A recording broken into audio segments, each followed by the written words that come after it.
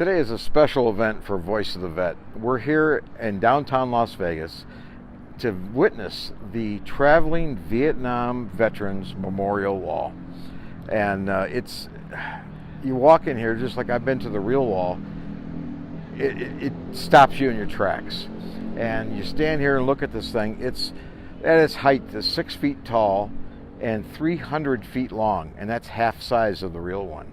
Are there how many names? Almost a little over 58,000. Yeah, like 58,800 or something like that. It's sobering.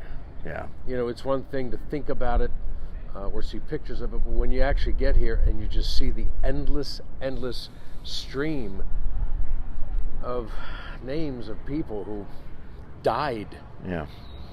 In Vietnam, and it's just it's very somber and solemn. It's like the old saying, all gave some, but some gave all. Yeah. And that's never more evident than it is right here, looking at this wall. I have two cousins that are on the wall. And I don't know, personally, if I'm ready to see their names. But I lost 4 relatives during the Vietnam War. Personally, I missed it by 5 days. They rescinded our orders to go over there at the end of it all and bring back whatever we were supposed to bring back. But, I don't know how I even feel about that, to be honest with you.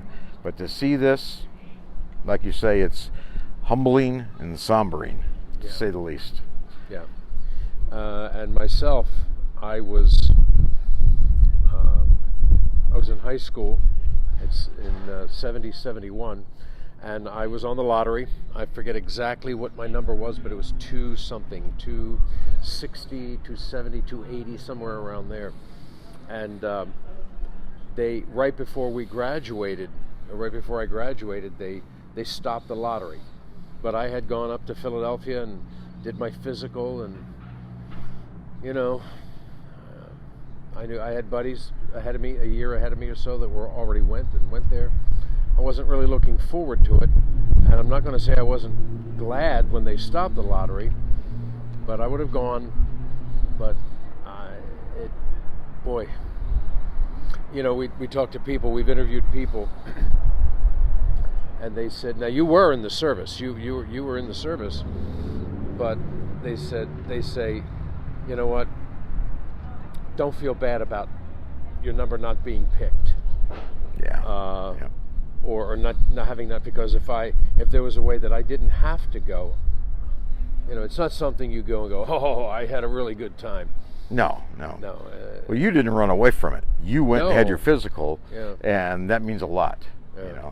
And a time like right now in our country. They told me I needed to lose a couple of pounds. Yeah, not me. But anyway, like right now in our country, the division of everything, the purpose of this wall is to bring unity, bring people together. It's called the Healing Wall. And in just a minute here, we're going to interview a gentleman that's been a volunteer for this wall, the traveling wall, for at least 10 years. So we're going to find out more. And I think what separates this from the other wars is that today veterans are so honored and respected and thanked, and people buy them, lunches in the airport and things like that, and that's wonderful, and that's how it should be. But for some crazy reason, that's not the way it was when our Vietnam boys came home. Yeah. That's true. It's a shame. So this is a beautiful way to honor those that did give all, so that we could stand here today in this crazy town called Las Vegas and live our lives. Yeah, absolutely. And be able to do this video. Yes. So we'll pan around here in a moment so that you can see the length of this wall. It just, it's staggering. It's amazing. Ugh. Anyway. We'll be back in a minute with one of the volunteers. His name is Dennis, and we'll hear more. Okay, now we're standing with Dennis. Dennis, what's your last name? My last name is Blessman, Blessman. Blessman.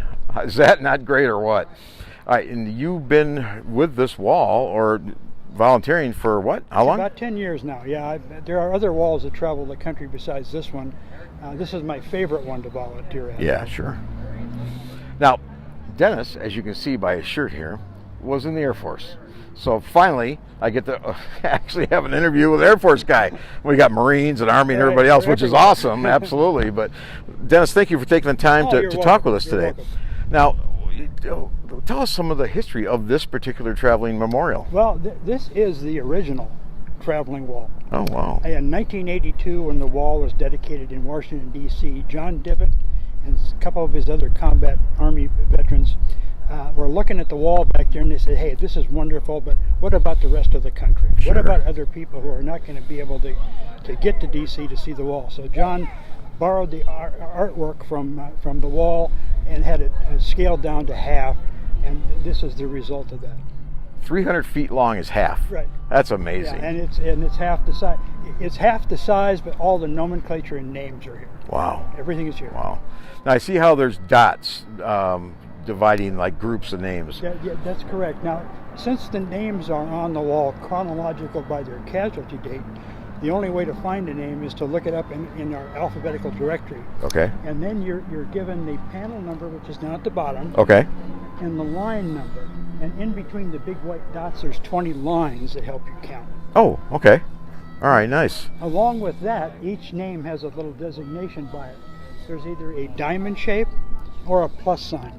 The diamond shape is a confirmed death. The plus signs are the missing. Oh. All the missing are accounted for. We just have not found them yet.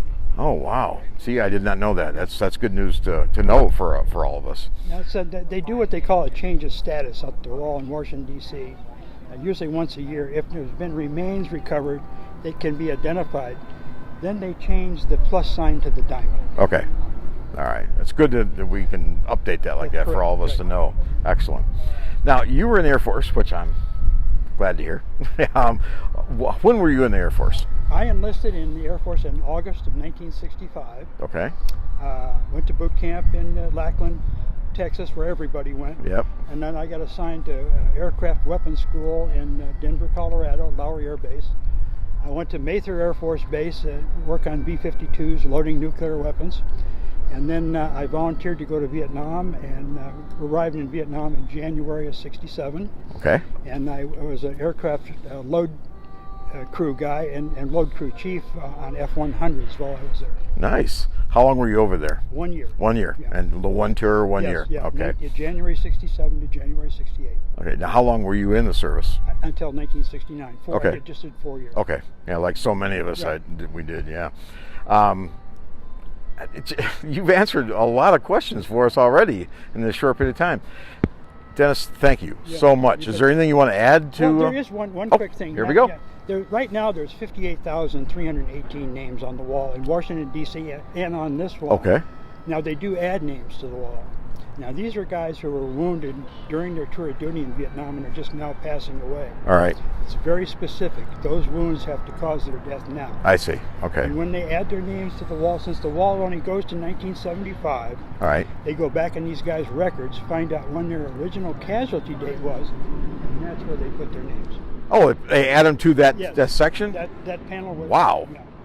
That's a lot of work, isn't it? Yeah, And it's worth it, though. Yeah. It's not too bad back there because there's quite a bit of space Okay. in between the names. Here, they have a silk screen. They can add the name to the silk screen. Oh, nice. Okay. Wow, that's Yeah, great to they've know. added about 370 some names since 1980. No kidding.